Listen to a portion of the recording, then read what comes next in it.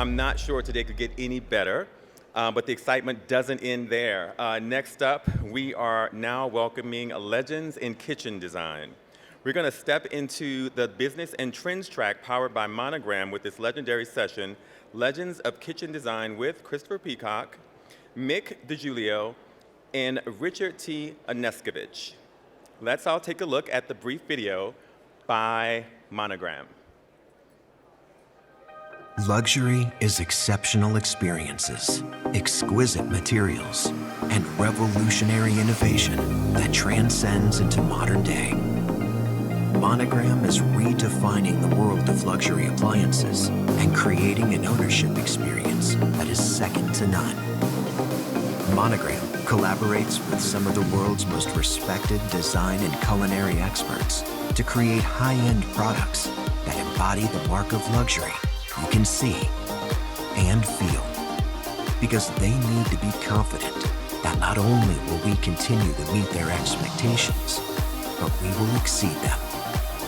At Monogram, we elevate everything. Beautiful. To introduce this session we've all been waiting for, we've seen the buzz on social media. Please welcome Mary Putman, Vice President of Marketing and Brand, GE Appliances, a Haier company. All right, thank you, Michelle. And hello, KBIS Nation 2024. How's everybody doing? Oh, a little bit more. Give me a little more. All right. I am absolutely thrilled to be back this year to showcase our house of brands and showcase how we continue to electrify, revolutionize, and like what I like to say is beautify the appliance industry. And most in particular, I'm so excited to be here to introduce our legends. This panel that we're bringing to you this afternoon is brought to you by our luxury appliance brand, Monogram. So, at Monogram, we have spent countless hours getting to better understand our owners. They are well-traveled, design and culinary connoisseurs who often find awe-seeking experiences. And at Monogram, we believe that the inspiration can not only be found within the heart of the home, but it is the kitchen. Our appliances are crafted with materials that are hand-selected to endure the test of time, while allowing owners to enhance their culinary prowess and award-winning product innovations. And, our appliances are crafted with materials that are hand-selected to endure the test of time, while allowing owners to enhance their culinary prowess and award-winning product innovations, and an ownership experience that is second to none. Monogram appliances complement and seamlessly integrate into the various design styles. Our designer collection, inspired by jewelry, which we were just talking about, was created in a partnership with Richard Anuszkiewicz and Keeler, bringing to life the industry's first ever 96-inch refrigerator panels and complementary custom hoods and handles to allow consumers to personalize their appliances. Both brass and titanium collections featuring striking finishes in hardware and sustainably sourced Green Guard Gold certified leather. We offer a variety of premium experiences to our owners, which wouldn't be possible without the designers that Monogram partners with. And with that, I am so excited to introduce our legends of kitchen design. Let's welcome our three special guests on stage. I'll start with the first one, our legend, Christopher Peacock, President and CEO of Christopher Peacock Home.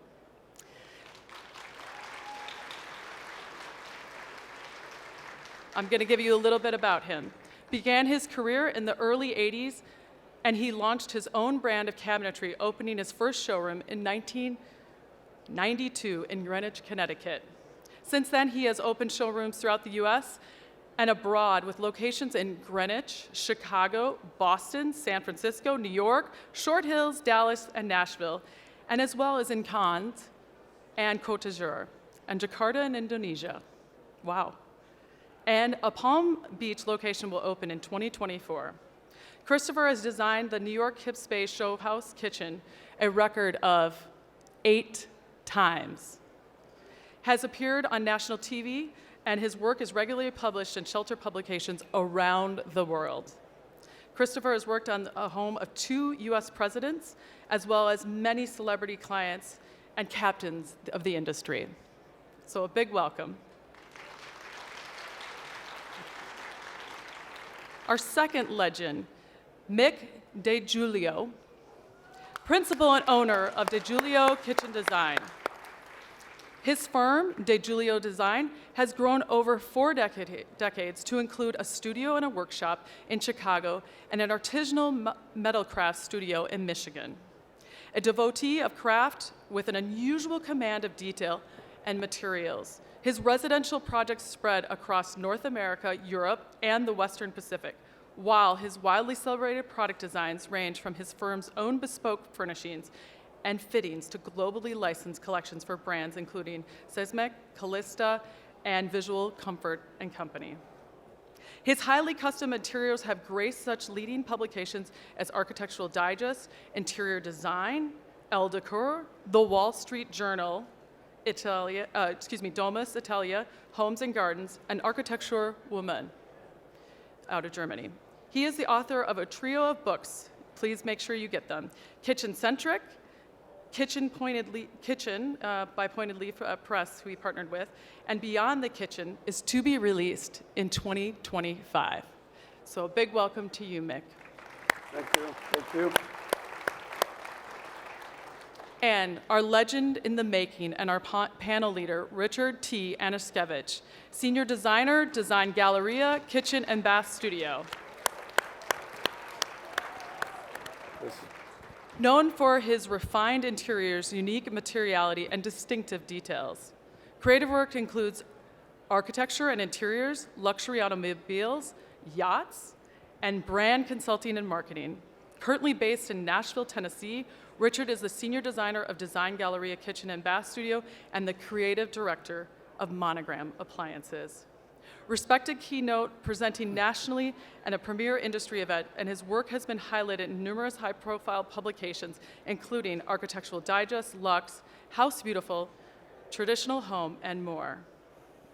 He has made our booth sensational, and I hope you all stop by at W2317, because I think your minds will be blown by what he has created this year.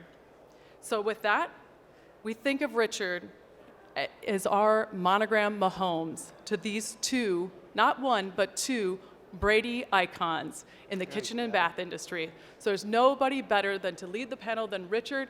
I'll turn it over to him. We couldn't be more happy to have you all here today. Cheers. Thank you. All right, thank you, Mary. Hello, everyone, and welcome to the Legends of Kitchen Design. A legend is defined as one that inspires or achieves notoriety, a hero, someone admired, usually because of their abilities in a particular area, and a larger-than-life story that gets passed down from one generation to the next. Today, I am joined with 2 friends and colleagues, Christopher Peacock and Mick Giulio, who have dedicated their lives to the art of kitchen and bath and have lived and exemplified the definition of legendary. Their careers are adorned, and it's honored to have them here today. I sincerely have a great deal of respect for these gentlemen on stage, and they've both inspired me in my own career journey. So thank you, Mick and Chris, for joining us today. Thank you, Richard. So the goal today is to have an open forum of conversation, diving into your design philosophies, career highlights, and thoughts on the evolving landscape of kitchen design. So to get right into it, how many years would you say that you guys have under your belt? And if you had to guess, how many kitchens have you completed to date? That sucks, because now we're going to look really old, right? Yeah. I started unofficially back in 1989, so whatever that is, it's 40-something years. It was a weekend Saturday job that I had as a young guy. 89? Yeah, no, sorry, 79. What am I saying? It's 1979, sorry. Where a friend's father had a kitchen cabinet business And they asked me if I wanted to load the truck and deliver kitchen cabinetry as a weekend job. So that's how I got into this business. So 1979, so that's a really long time ago. I'm really old. How many kitchens? Yes. Oh, it's a tough one, but I've got to say it's at least 15,000, maybe more. Wow. I don't know, a lot. That's a lot. amazing. And Mick? And Chris, you shouldn't say you're really old when you know the guy sitting next to you is a lot older. I thought we were the same. So- You're not a lot. But the first project I did was 1972, so that is it's over 50 years. Yeah. And in terms of number of projects, I know since starting my company, 1984, we've counted something like almost 6,000 projects that Wow. we've done. So somewhere in amazing. there. Well, I mean, certainly one thing that I admire about each of you is that you have achieved phenomenal success, and we all know that, in this cabinetry segment, but both with different business models and both with different aesthetics. So Chris, you're vertically integrated in your approach, and that's led to this creation of this coveted look and product that you've developed. And Mick, you've established a bespoke design house that emphasizes personalized craftsmanship. So I ask both of you, can you speak to how your business has developed and talk to us about the driving factors that influenced the structure of each of your organizations? When I first, I didn't start my own business to begin with. I worked for several other companies in London and then in the United States before I decided to start my own business. So I kind of learnt my trade a little bit, initially starting at the very, very low end, working for the guy that I was loading cabinetry on his truck. I ended up getting into the design end of that, and I really cut my teeth on that. Then I ended up getting a job for a German company in London, a company called Simatic, a great company. And then ended up with them coming over to the United States. So that's kind of how I ended up over here in this country. And had great experience with them. Ultimately went on to work for another British company, a company called Smallbone Cabinetry. And then the early 90s, it was a recession. It wasn't a great time. They were sort of going in and out of business. And I decided that I really wanted to stay in America because I loved it. And so I was going to do my own thing.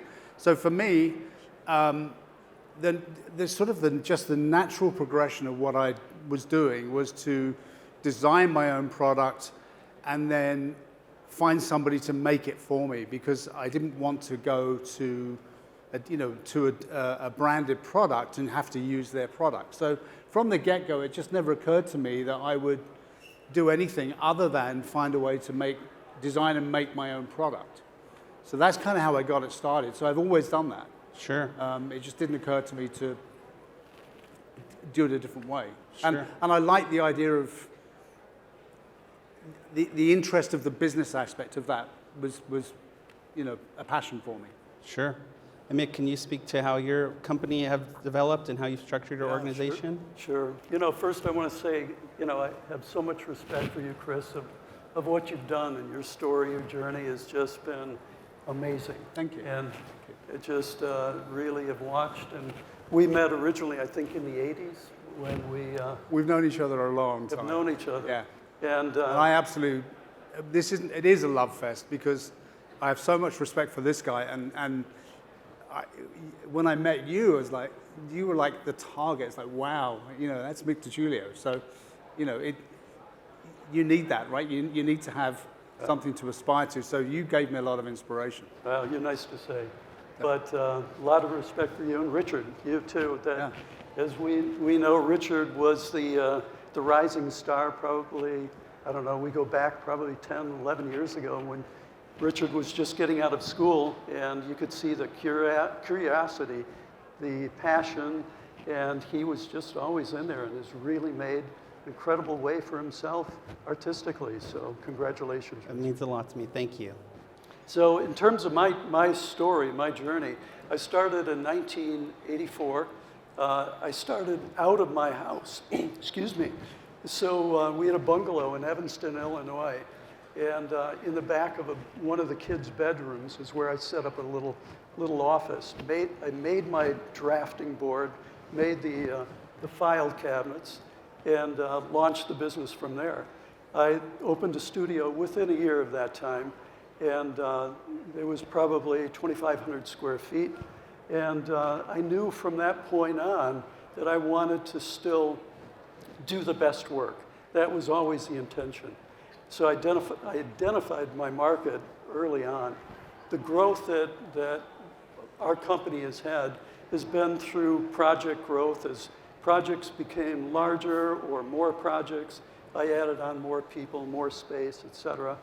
And then the last part is the evolution of the company, really starting from being more of a dealer mentality and working with a couple of manufacturers, Seamatic being one, who I still work with, and working with them, but then developing a much more holistic idea of design for homes, not only kitchens, but growing the scope geographically and for the scope of the projects that we would do. Sure. And one of the things you just touched on is truly dedicating yourself to being the best. And I think it's undeniable that you both have done that and exemplified that. So maintaining that level of work is not easy. And I'm curious how, when you're thinking about maintaining the authentic and original brand identity at this level, how do you each define your brand identity, and what elements do you believe contribute to its lasting success? It's funny, I've always thought or wanted to be kind of understated elegance is how I've always thought about what we do. Although I look at some of these pictures sometimes and there's nothing understated about them. But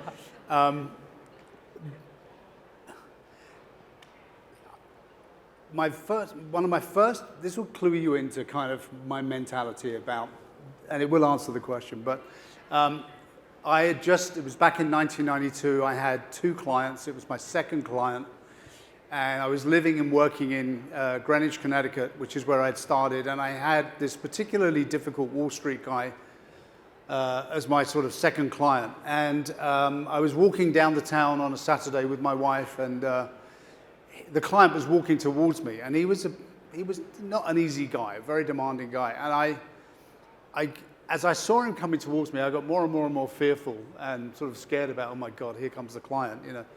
And I was just worried because I knew obviously it was the weekend, he'd got home, he was seeing the work that we'd be doing on his house. And I was really kind of worried about that moment. And anyway, we met, he was happy, thank God, it was fine, everything was fine. But I remember thinking, I never want to feel like that again. I never want to feel scared about meeting a client or, you know, scared about the experience that they're having. And so it drove me and continues to drive me to this day to be better than the worst, most difficult client, to outthink them.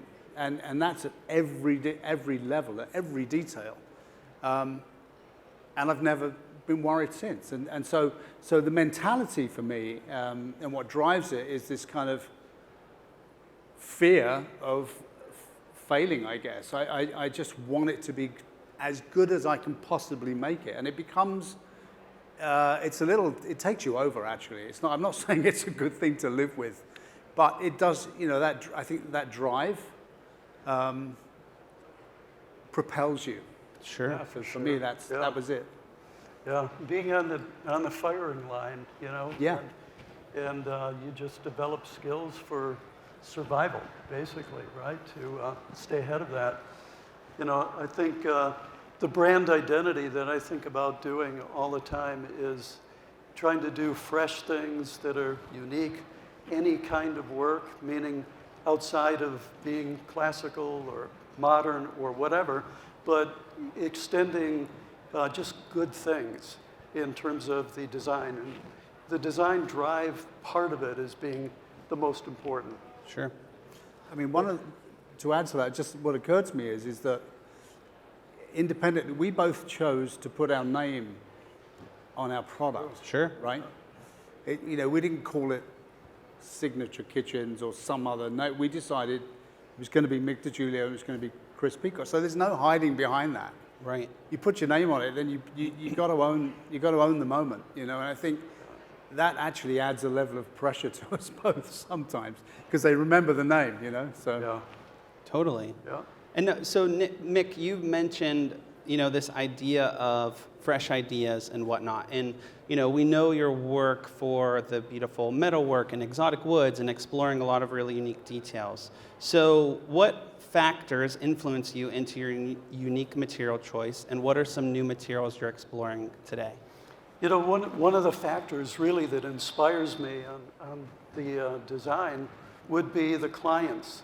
Working with a client, and early on, I love the photography of Richard Avedon in the 60s especially. He was known for, these haunting portraits that he would do of Jackie Kennedy or Rose Kennedy and people that he was capturing the essence of people. Sure. And I always thought of that as an inspiration for design. It's, there's personality design, but there's the essence of people, which I think is deeper.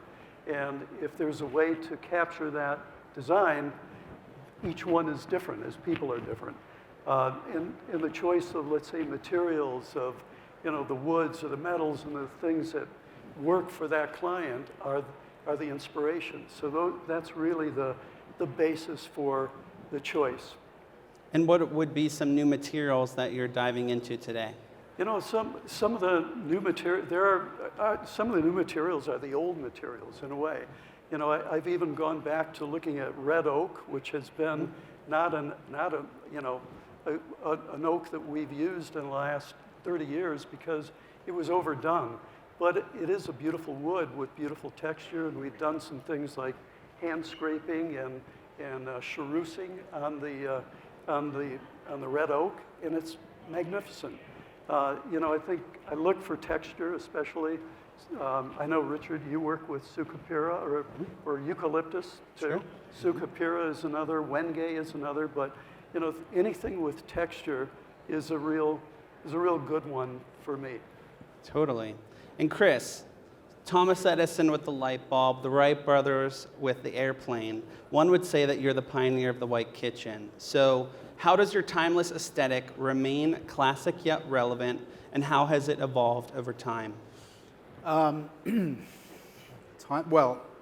I think timeless is timeless, right? So I've never felt the pressure to be fashionable. In fact, I don't think I'd be very good at it. But what what I'm always looking to do is to put a fresh spin on what we already do. I'm very much, if you look at my work and the work that my company produces, we're very much in our lane. I'm not trying to be all things to all people. I'll never do contemporary because he does it and he's better at it, and that's just the way it is. So I know what I can do, and I know what I'm good at, I think. And so what I always try and do is to find fresh ways and fresh inspiration to keep things classical. I mean, we make a product which is going to outlast us, we hope. It's certainly going to outlast me at this point. So I hope that it's something which can kind of be organic and live and breathe and stay within its environment.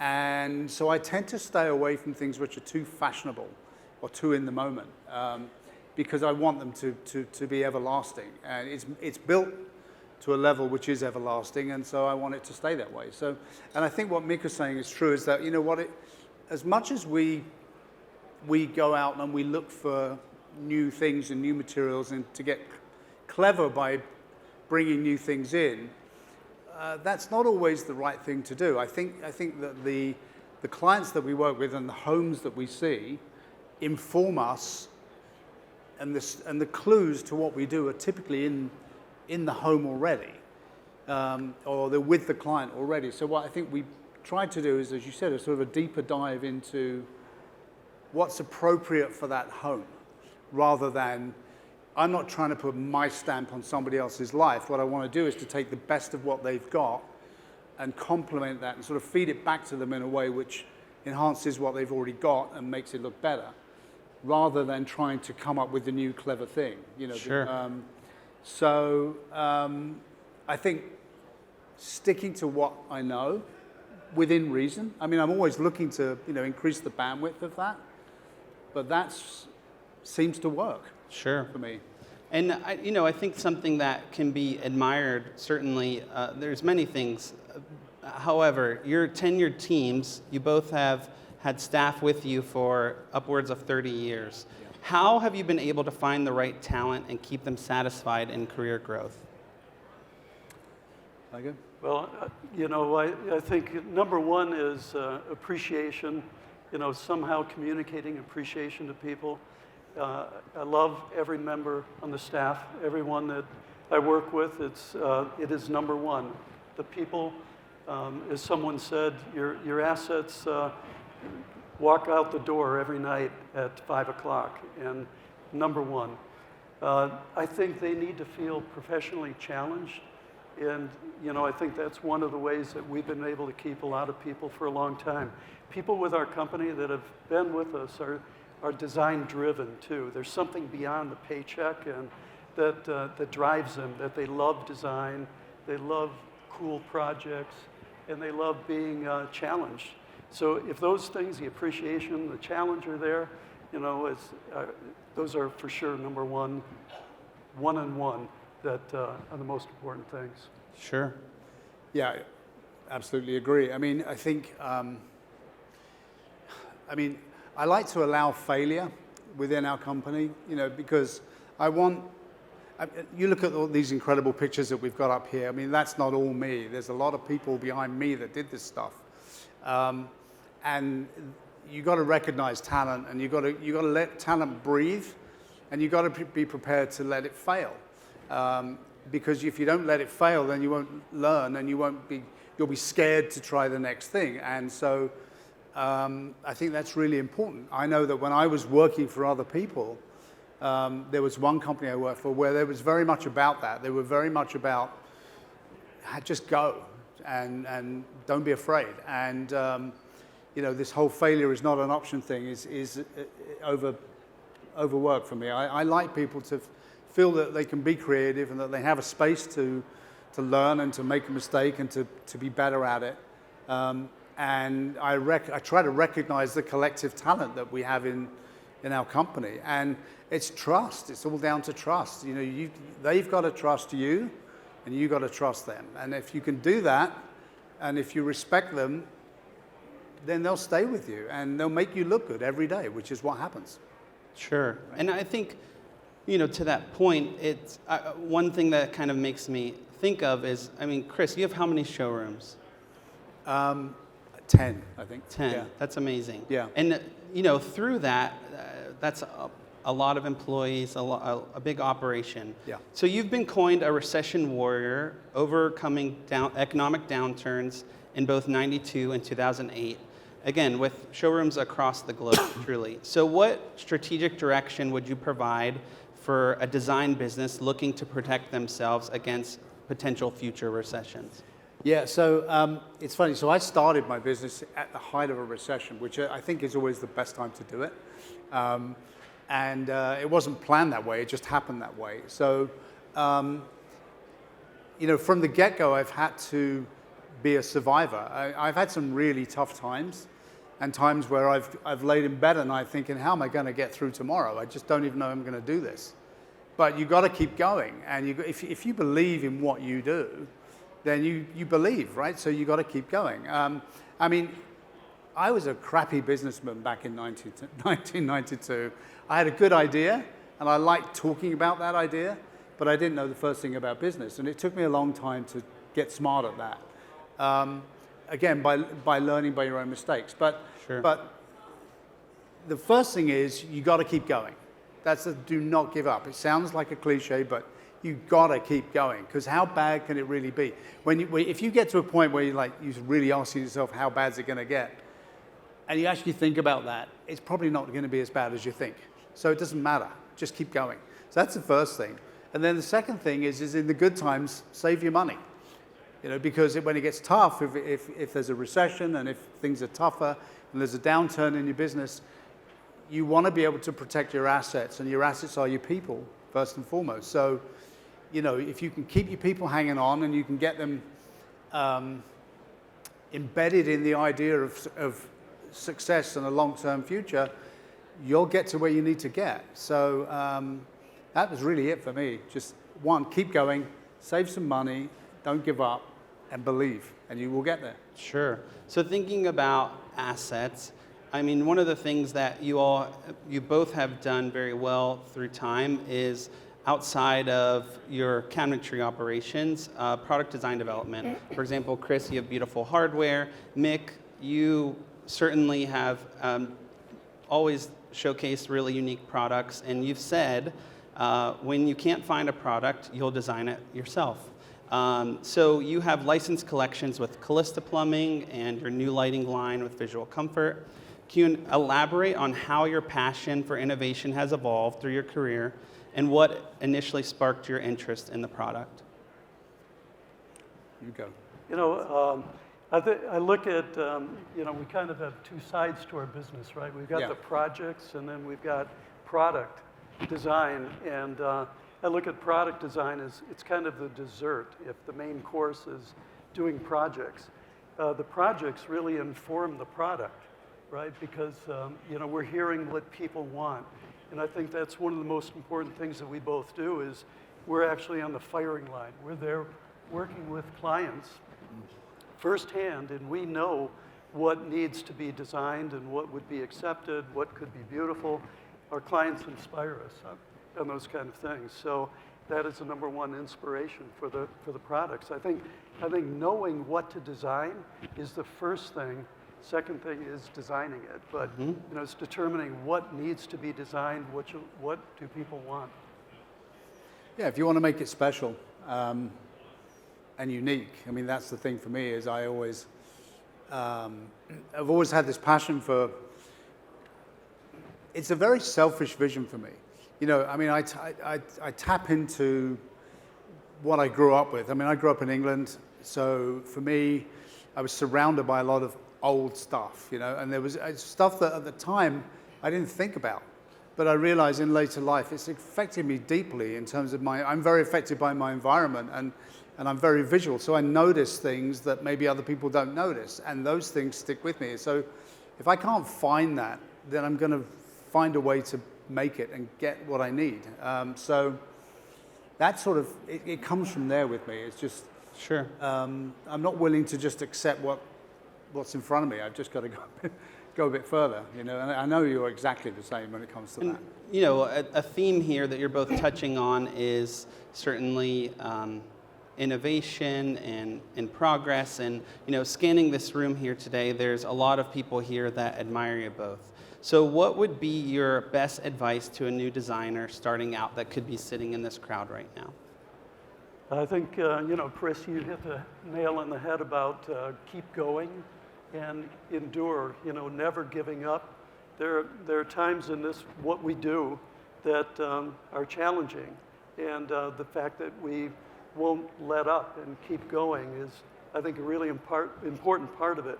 Another thing that's important is that, you know, if for a young designer, if there's anything that you can get the most experience at, that's what I would go for, rather than necessarily the paycheck. I was lucky that I was able to work in a shop when I was young. My family had a small wood shop. My dad was actually a tool and die maker at Ford Motor Company. But on the side, we had this little shop making cupolas. So I was able, at 16 years old, to work in the shop with the machines, with the saws, join wood, and look through invoices and do a lot of well-rounded things before I really got into the design part of it. So that experience is just worth everything. So I try to go for the most experience possible too. Sure. Yeah, I agree with that. I mean, I grew up with, my mother was a TV producer, my father was in the construction business, and my mother had a real passion for design. So if she wanted something, my dad typically tended to make it. You know, if she wanted a new coffee table, he would make it. So I was not afraid of that process. I just sort of thought that's what you did. So that's been easy for me. But when I was starting out, I mean, I've worked for a bunch of different companies back in the day, and all sort of design related, and you just learn so much.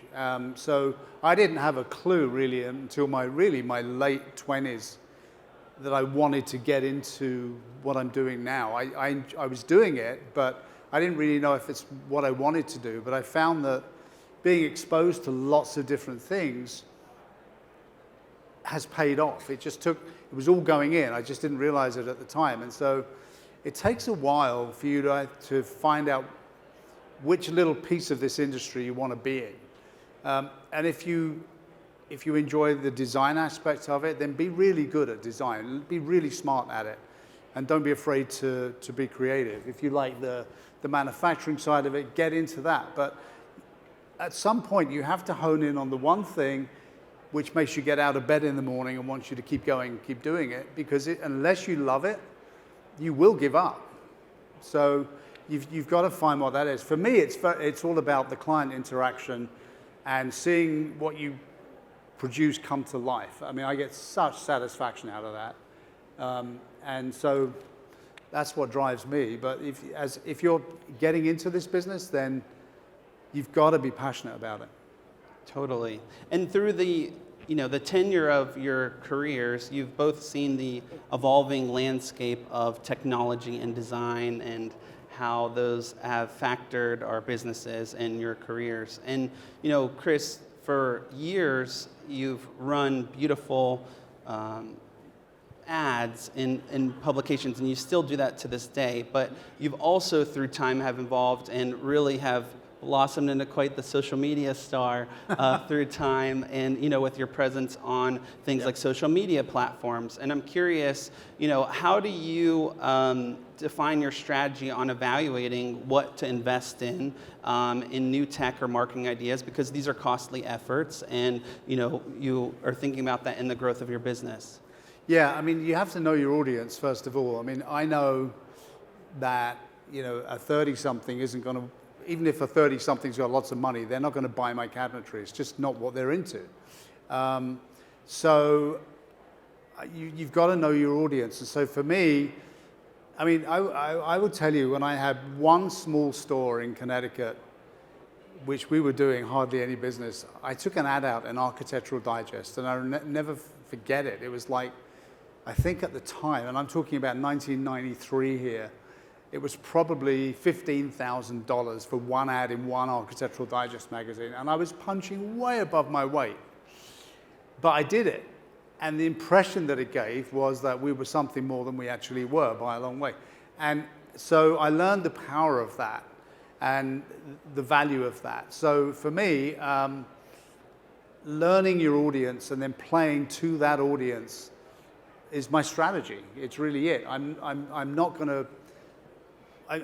There's a real science to where we advertise and when we advertise, and it's just years. And there's a bit of gut in there too. And I'm sure with we just know our audience, right? So we find the avenues, and then we find the material to. Like if you look at our Instagram page, for example, it's so on brand.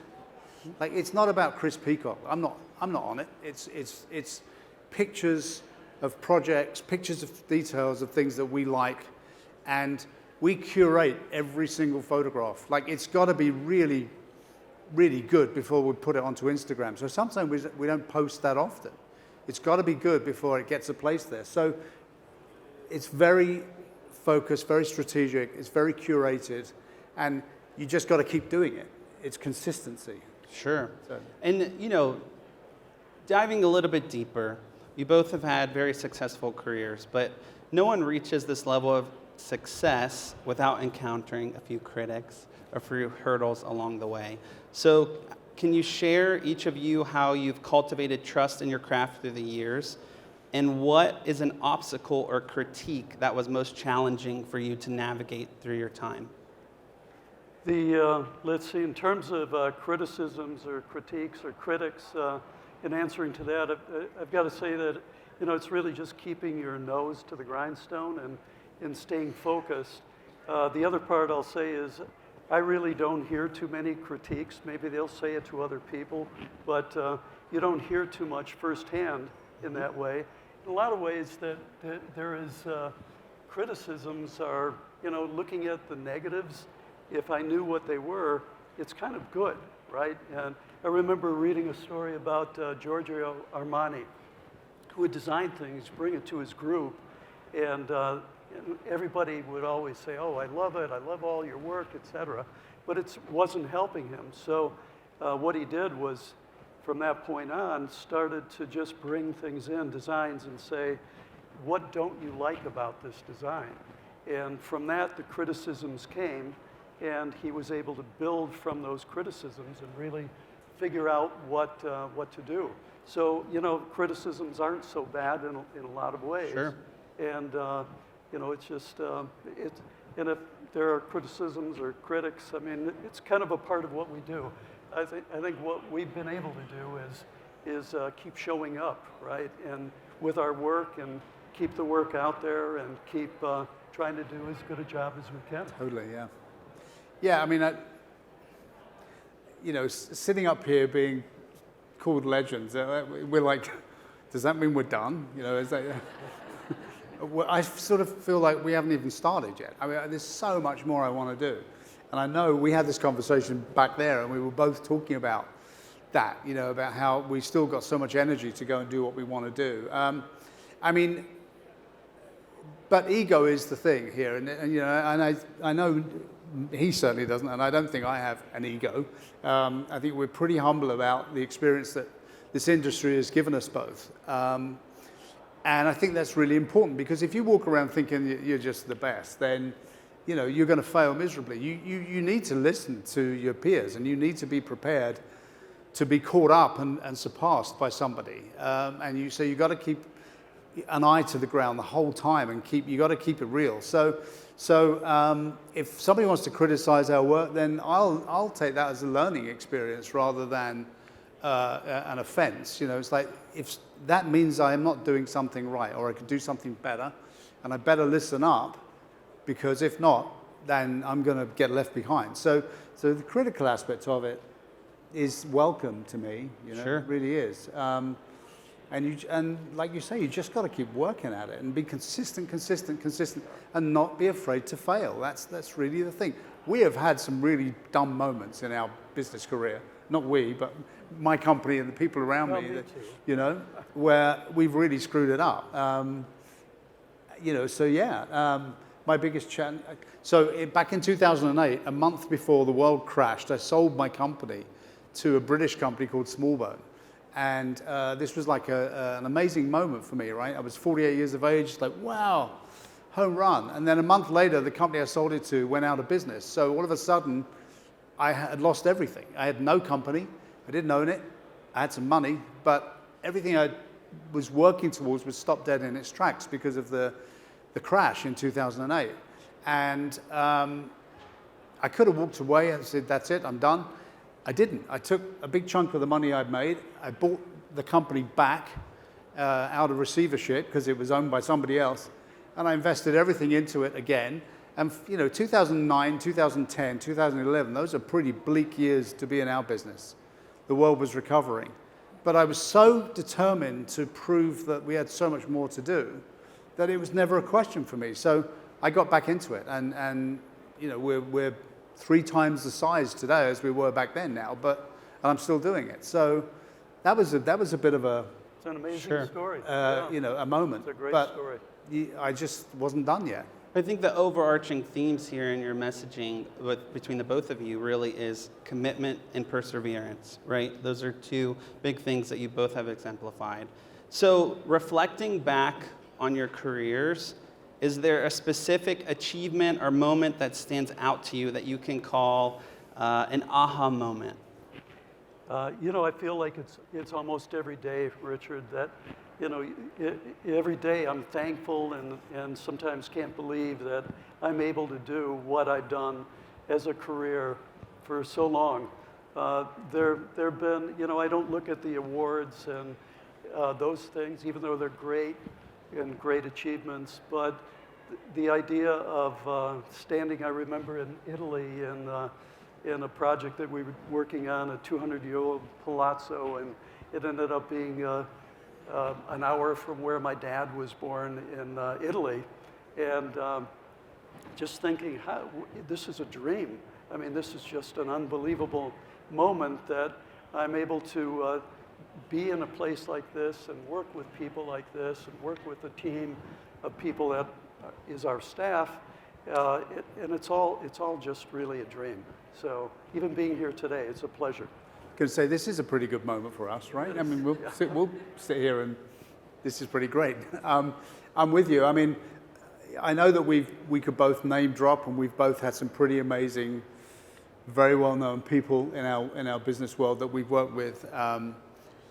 And that in a vacuum, you look at those moments, you think, oh my God, I'm standing here next to this person. This is incredible, you know. But actually, it's really more about the overall experience for me. I mean, I just never dreamed that being in this business would take me to the places where I've been. I mean, we've both traveled the world and seen our work travel the world, which is just crazy. You know, it's the fact that we get to do that stuff. And so for me, it just keeps on going. You know, it's no one particular thing. I'm still, the fact that I'm standing here, sitting next to him and you on a stage talking to all of you is kind of an aha moment. It's like, it's pretty neat, you know? Well, it's certainly an aha moment for me. So again, I really value you guys and appreciate you being here. Something, you know, within my own life that I've become more confident in through time is understanding that success is personal and can be defined in many ways. But a true legacy is hard to come by, and you both exemplify excellence in unique ways. What is most important to you about your legacy, and how do you want to be remembered? I think, you know, what Chris was saying earlier, that we still feel like there's more left, and we're still working on that legacy. And, you know, so it's not to be remembered, you know, past tense, but, Sure. you know, we've got a ways to go, and we talked about things that we both wanted to do, to continue to do. As we get more into this work, we feel like we've come to this point, and some of these commissions that we get are so fantastic that it would be hard to ever walk away from this idea. But you know, at some point, I'm sure there'll be some kind of succession or something will bring that about. But I hope I can do this for a long time, and hope the legacy is. You know, he always tried hard and gave it his best. He loved his family, and he was respectful and kind to people along the way. Sure. And Chris? Yeah, absolutely. Here for that, by the way. Yeah, very much so. I mean, again, I don't feel that we're even close to being done here, or I'm close to being done.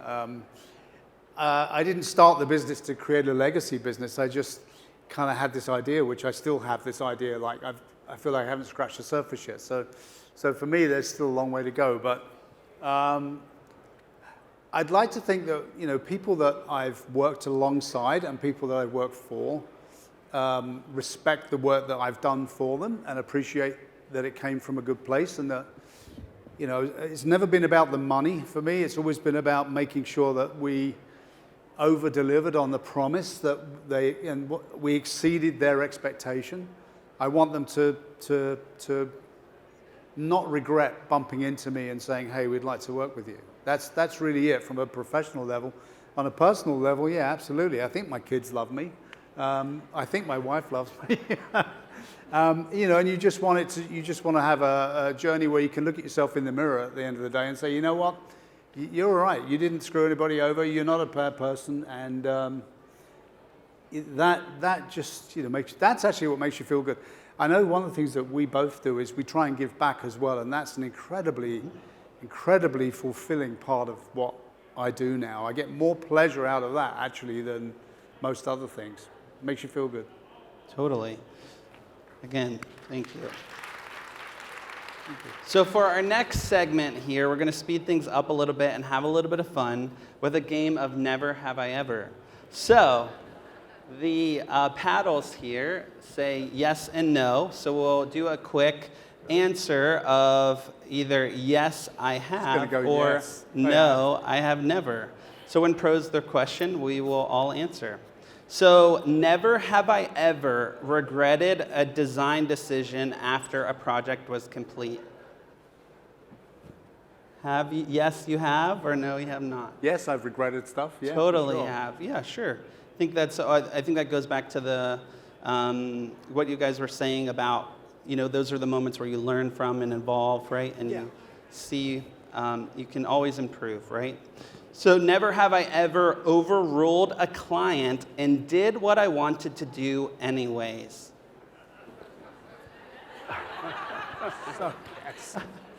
Yeah, definitely. Hey, I would say that's why they hired us, right? yes.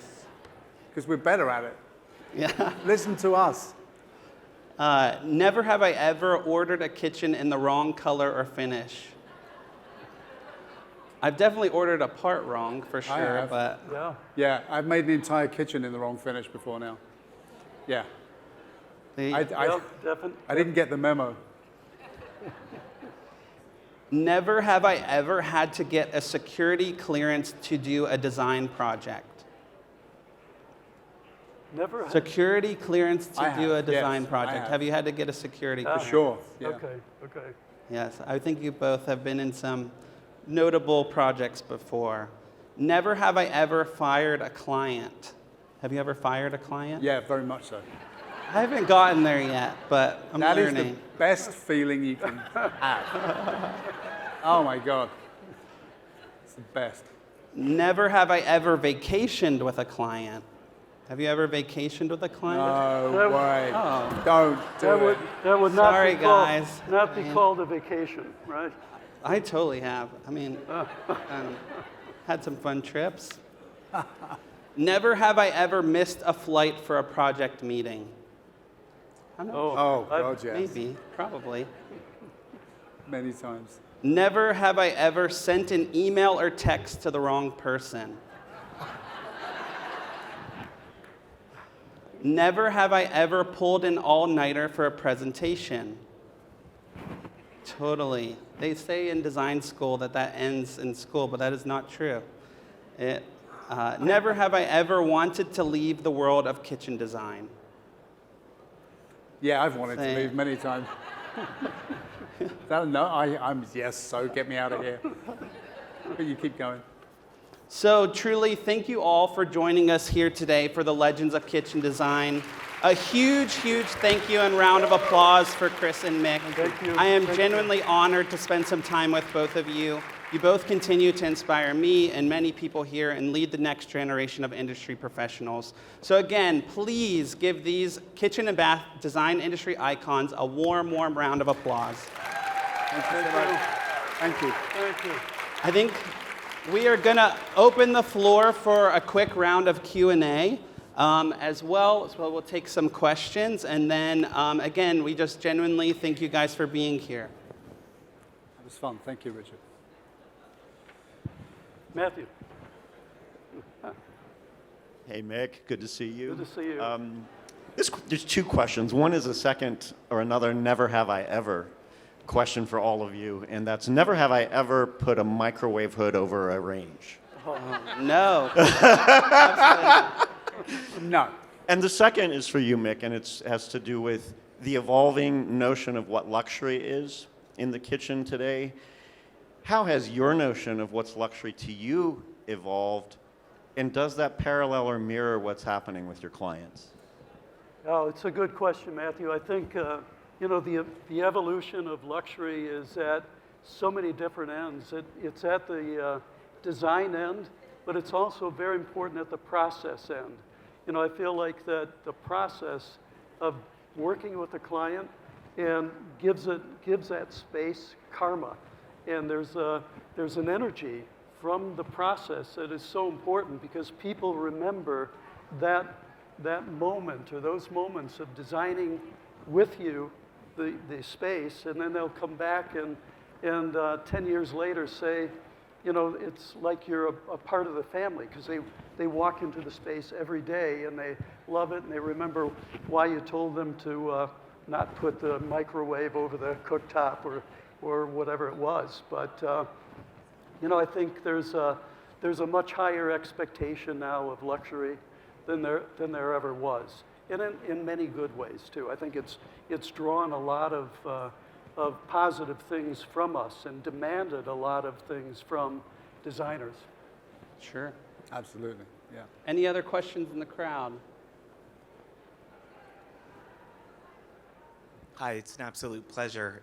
Thank you for being here today. Pleasure. What kitchen products have you thought of designing but yet have not? Or would like to? Let's see. Full of design. You know, for me, it's just infinite. There are just so many different things and so many different refinements of products. You know, even some of the sinks and faucets that I'm doing now with Callista there's some great opportunities to even improve those. Function of it. I'll be working with Seamatic.